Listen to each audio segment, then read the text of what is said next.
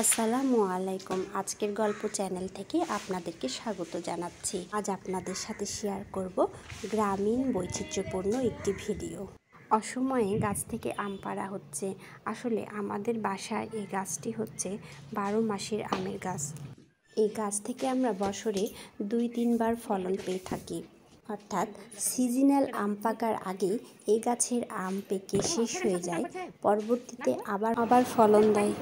Seasonal আম যখন শেষ হয়ে যায় তখন এই আমগুলো আবার পাকার উপযুক্ত হয়।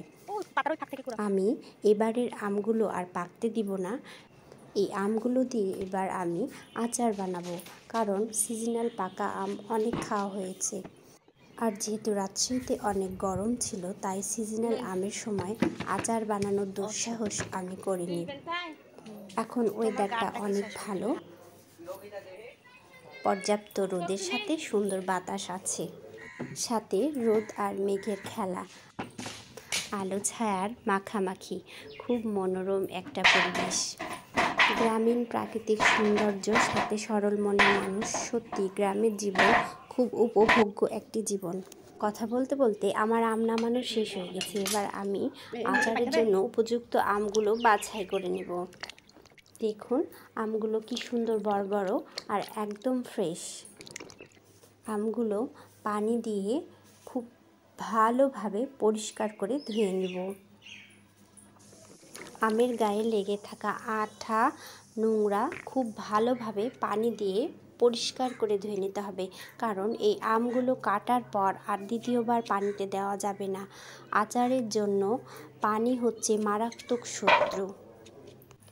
আমি আমের খোসাসহ আচার করব, তাই আমি আমের খোসাগুলো ছাড়াবো। এখান দিয়ে ফেড়ে আমের বিচি বের করে ফেলে দিয়ে আমগুলোকে আমি 4 ভাগ করে টুকরো টুকরো করে কেটে নিব।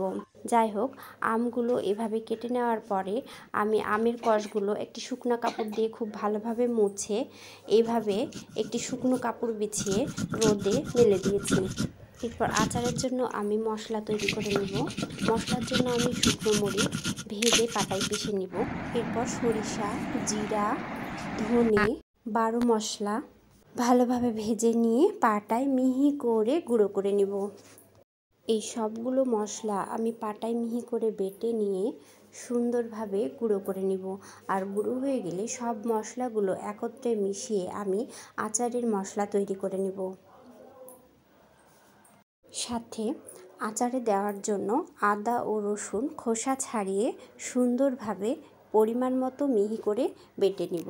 আমের আচারগুলো আমি অনেক সময় ধরে ধীরে ধীরে যেহেতু রান্না করব, তাই আমি কাঠের খড়ির চুলা জ্বালিয়ে নিয়েছি। আজকের ওয়েদারটা অনেক সুন্দর, একদম স্বচ্ছ পরিষ্কার। আমার চুলা ধরে গেছে। আমি এবার চুলায় পাতিল বসিয়ে দিলাম। এবার আমি দিয়ে দিচ্ছি সরিষার তেল। আমি অর্ধেক সরিষার তেল প্রথমে দিব। এরপর আমি আদা আর রসুন বাটা দিয়ে দিব। এরপর স্বাদ মতো লবণ দিয়ে দিব।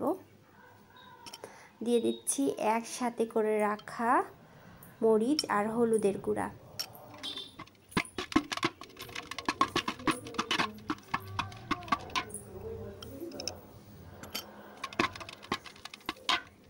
এরপর আমি ভালোভাবে নাড়াচাড়া করে চুলা থেকে পাতিলটা নিচে নামিয়ে নিব। এরপর আমি আবার কিছু সরিষার তেল দিব।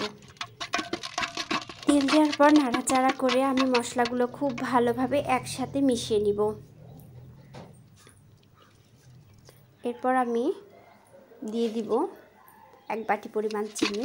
যেহেতু এটা টকটক আচার হবে, তাই বেশি চিনি ইউজ করব না। দিয়ে চুলায় দিয়ে মশলাগুলো ভালোভাবে কষিয়ে নিতে হবে। চাইলে একটু ভিনিগার কিংবা লেবুর রস ইউজ করা যায়।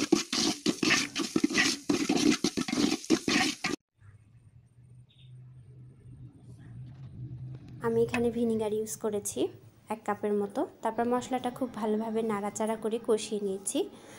কষিয়ে নেওয়ার পরে মশলাগুলো নিয়ে আমি এর মধ্যে আমার আচারে দেওয়া যে মশলা সেটার অর্ধেকটা পরিমাণ এখন দিয়ে দিব।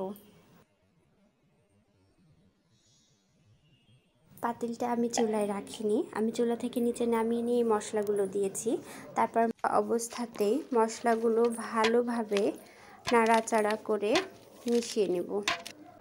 এরপর আমার রোদে শুকিয়ে রাখা আমগুলো এই মশলার মধ্যে আমি অল্প অল্প করে দিয়ে হালকাভাবে নেড়ে নেড়ে মশলার সাথে আমগুলো একদম মাখিয়ে নেব। ভালোভাবে নাড়াচাড়া করে মশলাগুলো মাখিয়ে নিয়ে তারপর আমি আবার খুব অল্প আঁচে চুলায় বসিয়ে রাখব এবং মাঝে মাঝে চুলাতে থাকা অবস্থাতে এইটা নাড়াচাড়া করে ভালোভাবে মশলাগুলো মাখিয়ে দিব আর ঢাকনি দিয়ে ঢেকে ঢেকে রাখবো। তবে খেয়াল রাখতে হবে চুলার জাল খুব সামান্য পরিমাণে জ্বলবে, জাল যাতে নিভে না যায় সেজন্য খড়িগুলো আমি মাঝে মাঝে নাড়িয়ে নাড়িয়ে দিচ্ছি। আমার আচার হয়ে গেছে, আমি আচারটা ভালোভাবে নাড়াচাড়া করে দিয়ে আমার ভেজে রাখা বাকি মশলাটুকু দিয়ে আবার নাড়াচাড়া করেই নামিয়ে নিব। ব্যাস হয়ে গেল আমার টক ঝাল মিষ্টি খোসাসহ আমের আচার। আচারগুলো আমি সারা রাত ঠান্ডা করার পরে পরদিন সকালে কাচের জারে সংরক্ষণের জন্য রেখেছি।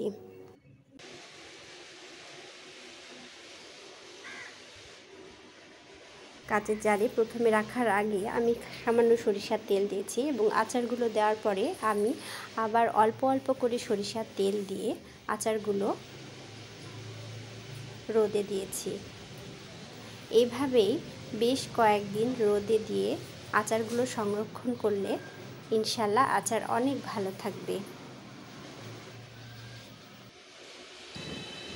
তো ঠিক আছে বন্ধুরা, আজকের মতো ভালো থাকবেন, বিদায় নিচ্ছি, আল্লাহ হাফেজ।